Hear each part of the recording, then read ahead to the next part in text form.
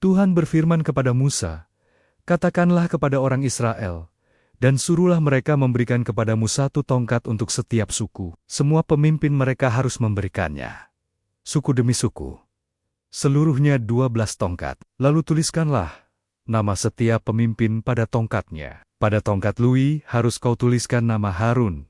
Bagi setiap kepala suku harus ada 1 tongkat. Kemudian haruslah kau letakkan semuanya itu di dalam kemah pertemuan di hadapan tabut hukum, tempat aku biasa bertemu dengan kamu. Dan orang yang kupilih, tongkat orang itulah akan bertunas. Demikianlah aku hendak meredakan sangat-sangat yang diucapkan mereka kepada kamu, sehingga tidak usah kudengar lagi." Setelah Musa berbicara kepada orang Israel, maka semua pemimpin mereka memberikan kepadanya 1 tongkat dari setiap pemimpin. Menurut suku-suku mereka, 12 tongkat, dan tongkat Harun ada di antara tongkat-tongkat itu. Musa meletakkan tongkat-tongkat itu di hadapan Tuhan dalam kemah hukum Allah.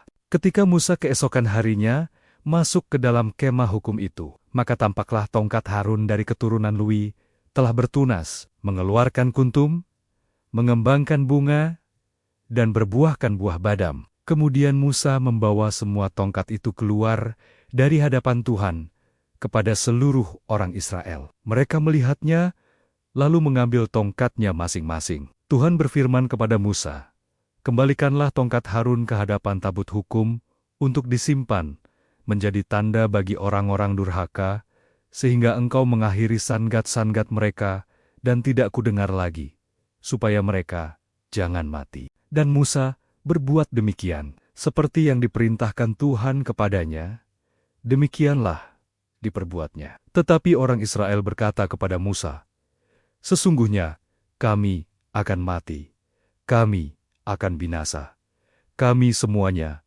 akan binasa. Siapapun juga yang mendekat ke kemah suci Tuhan, niscayalah ia akan mati. Haruskah kami habis binasa?" Tuhan berfirman kepada Harun, "Engkau ini dan anak-anakmu, beserta seluruh sukumu, haruslah menanggung akibat setiap kesalahan terhadap tempat kudus, sedang hanya engkau beserta anak-anak mula yang harus menanggung akibat setiap kesalahan yang dilakukan dalam jabatanmu sebagai imam. Suruhlah juga saudara-saudaramu, suku Lewi, suku bapa leluhurmu, mendekat bersama-sama dengan engkau, supaya mereka menggabungkan diri kepadamu dan melayani engkau, apabila engkau ini beserta anak-anakmu ada di depan kemah hukum. Mereka harus melakukan kewajiban mereka kepadamu, dan kewajiban mereka mengenai kemah seluruhnya. Hanya kepada perkakas tempat kudus dan kepada mezbah, janganlah mereka mendekat.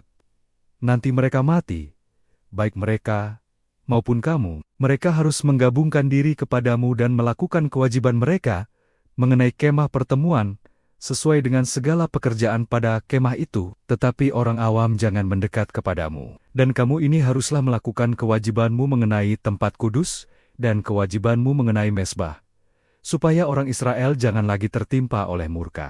Sesungguhnya aku ini telah mengambil saudara-saudaramu, orang Lewi, dari tengah-tengah orang Israel, sebagai pemberian kepadamu, sebagai orang-orang yang diserahkan kepada Tuhan, untuk melakukan pekerjaan pada kemah pertemuan. Tetapi engkau ini beserta anak-anakmu harus memegang jabatanmu sebagai imam dalam segala hal yang berkenaan dengan mezbah, dan dengan segala sesuatu yang ada di belakang tabir, dan kamu harus mengerjakannya sebagai suatu jabatan.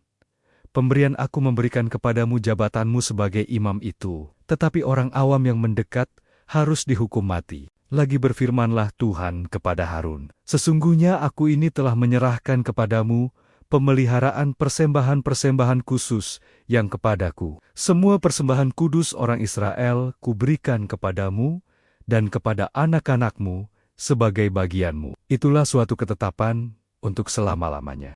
Inilah bagianmu dari segala persembahan-persembahan yang maha kudus itu, yaitu dari bagian yang tidak harus dibakar. Segala persembahan mereka yang berupa korban sajian, korban penghapus dosa, dan korban penebus salah, yang dibayar mereka kepadaku. Itulah bagian maha kudus, yang menjadi bagianmu dan bagian anak-anakmu. Sebagai bagian maha kudus, haruslah kamu memakannya. Semua orang laki-laki boleh memakannya. Haruslah itu bagian kudus bagimu. Dan ini pun adalah bagianmu, persembahan khusus dari pemberian mereka yang lain, termasuk segala persembahan unjukan orang Israel. Semuanya itu kuberikan kepadamu dan kepada anak-anakmu, laki-laki dan perempuan, bersama-sama dengan engkau. Itulah suatu ketetapan untuk selama-lamanya. Setiap orang yang tahir dari seisi rumahmu boleh memakannya. Segala yang terbaik dari minyak dan segala yang terbaik dari anggur dan dari gandum, yakni yang sebagai hasil pertamanya dipersembahkan mereka kepada Tuhan, aku berikan kepadamu. Hulu hasil dari segala yang tumbuh di tanahnya, yang dipersembahkan mereka kepada Tuhan, adalah juga bagianmu. Setiap orang yang tahir dari seisi rumahmu boleh memakannya. Semua yang dikhususkan bagi Tuhan, di antara orang Israel, menjadi bagianmu. Semua yang terdahulu lahir dari kandungan segala yang hidup, yang dipersembahkan mereka kepada Tuhan, baik dari manusia maupun dari binatang, adalah bagianmu. Hanya haruslah kamu menebus anak sulung manusia, juga anak sulung binatang yang najis, haruslah kamu tebus. Mengenai uang tebusannya, dari sejak berumur 1 bulan, haruslah kau tebus menurut nilainya, yakni 5 sikal perak, ditimbang menurut sikal kudus. Sikal ini 20 gera beratnya. Tetapi anak sulung lembu, domba atau kambing janganlah kau tebus. Semuanya itu kudus. Darahnya haruslah kau siramkan pada mezbah, dan lemaknya kau bakar sebagai korban apepian, menjadi bau yang menyenangkan bagi Tuhan. Tetapi dagingnya adalah bagianmu sama seperti dada persembahan dan paha kanan. Segala persembahan khusus, yakni persembahan kudus, yang dipersembahkan orang Israel kepada Tuhan, aku berikan kepadamu dan kepada anak-anakmu, laki-laki dan perempuan, bersama-sama dengan engkau. Itulah suatu ketetapan untuk selama-lamanya. Itulah suatu perjanjian garam untuk selama-lamanya di hadapan Tuhan bagimu, serta bagi keturunanmu. Tuhan berfirman kepada Harun, di negeri mereka, engkau tidak akan mendapat milik pusaka, dan tidak akan beroleh bagian di tengah-tengah mereka. Akulah bagianmu dan milik pusakamu di tengah-tengah orang Israel. Mengenai Bani Lui, sesungguhnya aku berikan kepada mereka segala persembahan persepuluhan di antara orang Israel sebagai milik pusakanya, untuk membalas pekerjaan yang dilakukan mereka. Pekerjaan pada kemah pertemuan, maka janganlah lagi orang Israel mendekat kepada kemah pertemuan, sehingga mereka mendatangkan dosa kepada dirinya, lalu mati. Tetapi orang Lui, merekalah yang harus melakukan pekerjaan pada kemah pertemuan, dan mereka harus menanggung akibat kesalahan mereka. Itulah suatu ketetapan untuk selama-lamanya bagimu, turun-temurun. Mereka tidak akan mendapat milik pusaka di tengga-tengga orang Israel. Sebab persembahan persepuluhan yang dipersembahkan orang Israel kepada Tuhan, sebagai persembahan khusus, kuberikan kepada orang Lui sebagai milik pusakanya. Itulah sebabnya aku telah berfirman tentang mereka. Mereka tidak akan mendapat milik pusaka di tengga-tengga orang Israel. Tuhan berfirman kepada Musa, lagi haruslah engkau berbicara kepada orang Lui, dan berkata kepada mereka, apabila kamu menerima dari pihak orang Israel persembahan persepuluhan yang kuberikan kepadamu dari pihak mereka sebagai milik pusakamu, maka haruslah kamu mempersembahkan sebagian daripadanya sebagai persembahan khusus kepada Tuhan, yakni persembahan persepuluhanmu dari persembahan persepuluhan itu. Dan persembahan itu akan diperhitungkan sebagai persembahan khususmu, sama seperti gandum dari tempat pengirikan, dan sama seperti hasil dari tempat pemerasan anggur. Secara demikian, kamu pun harus mempersembahkan sebagai persembahan khusus kepada Tuhan sebagian dari segala persembahan persepuluhan yang kamu terima dari pihak orang Israel, dan yang dipersembahkan daripadanya sebagai persembahan khusus kepada Tuhan, haruslah kamu serahkan kepada imam Harun dari segala yang diserahkan kepadamu, yakni dari segala yang terbaik di antaranya. Haruslah kamu mempersembahkan seluruh persembahan khusus kepada Tuhan sebagai bagian kudus daripadanya. Lagi haruslah engkau berkata kepada mereka, apabila kamu mengkhususkan yang terbaik daripadanya, maka bagi orang Lui, haruslah hal itu dihitungkan sebagai hasil tempat pengirikan dan hasil tempat pemerasan anggur. Kamu boleh memakannya di setiap tempat, kamu dan seisi rumahmu, sebab upahmulah itu untuk membalas pekerjaanmu di kemah pertemuan. Dan dalam hal itu kamu tidak akan mendatangkan dosa kepada dirimu, asal kamu mengkhususkan yang terbaik daripadanya. Demikianlah kamu tidak akan melanggar kekudusan persembahan-persembahan kudus orang Israel, dan kamu tidak akan mati. Tuhan berfirman kepada Musa dan Harun, inilah ketetapan hukum yang diperintahkan. Tuhan dengan berfirman, katakanlah kepada orang Israel, supaya mereka membawa kepadamu seekor lembu betina merah yang tidak bercela, yang tidak ada cacatnya, dan yang belum pernah kenakuk. Dan haruslah kamu memberikannya kepada Imam Eliezer. Maka lembu itu harus dibawa keluar tempat perkemahan, lalu disembelih di depan imam. Kemudian Imam Eliezer harus mengambil dengan jarinya sedikit dari darah lembu itu. Lalu haruslah ia memercikan sedikit ke arah sebelah depan kemah pertemuan sampai 7 kali. Sesudah itu, haruslah lembu itu dibakar habis di depan mata imam. Kulitnya, dagingnya dan darahnya haruslah dibakar habis bersama-sama dengan kotorannya. Dan imam haruslah mengambil kayu aras, hisop, dan kain kirmizi, dan melemparkannya ke tengga-tengga api yang membakar habis lembu itu. Kemudian, haruslah imam mencuci pakaiannya dan membasuh tubuhnya dengan air.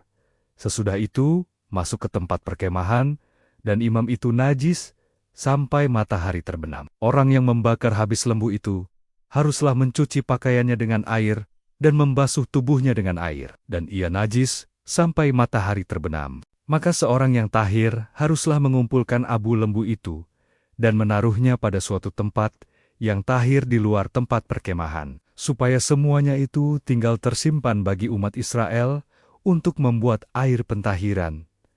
Itulah penghapus dosa. Dan orang yang mengumpulkan abu lembu itu haruslah mencuci pakaiannya, dan ia najis sampai matahari terbenam. Itulah suatu ketetapan untuk selama-lamanya bagi orang Israel dan bagi orang asing yang tinggal di tengah-tengahmu. Orang yang kena kepada mayat, ia najis 7 hari lamanya. Ia harus menghapus dosa dari dirinya dengan air itu pada hari yang ketiga, dan pada hari yang ketujuh ia tahir.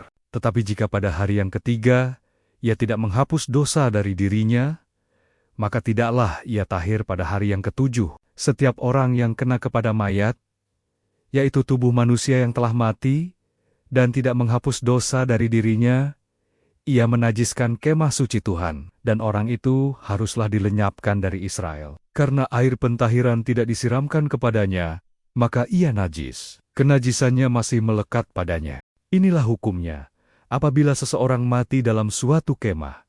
Setiap orang yang masuk ke dalam kemah itu, dan segala yang di dalam kemah itu, najis 7 hari lamanya. Setiap bejana yang terbuka, yang tidak ada kain penutup terikat di atasnya, adalah najis. Juga setiap orang yang di padang, yang kena kepada seorang yang mati terbunuh oleh pedang, atau kepada mayat, atau kepada tulang-tulang seorang manusia, atau kepada kubur, orang itu najis 7 hari lamanya. Bagi orang yang najis, haruslah diambil sedikit abu dari korban penghapus dosa yang dibakar habis. Lalu di dalam bejana abu itu, dibubuhi air mengalir. Kemudian seorang yang tahir haruslah mengambil hisop, mencelupkannya ke dalam air itu, dan memercikannya ke atas kemah, dan ke atas segala bejana, dan ke atas orang-orang yang ada di sana, dan ke atas orang yang telah kena kepada tulang-tulang, atau kepada orang yang mati terbunuh, atau kepada mayat, atau kepada kubur itu. Orang yang tahir itu haruslah memercik kepada orang yang najis itu